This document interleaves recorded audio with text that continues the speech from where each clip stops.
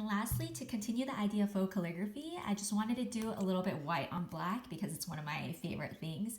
So if you have these gel pens, they're just jelly rolls by Sakura. You can, they work really well in dark colors, but because they don't have a brush tip, you're not going to be able to press down on them to make thick or thin lines. So that's where the faux calligraphy comes in. So I'm just going to make sure that the ink is flowing, and then it's going to be the same thing. So since I've been doing high, I'll continue with that.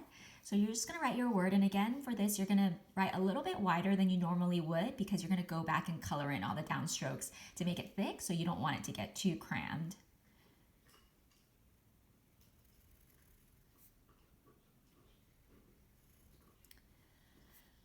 So here's a monoline, meaning there's no thick or thinness variations.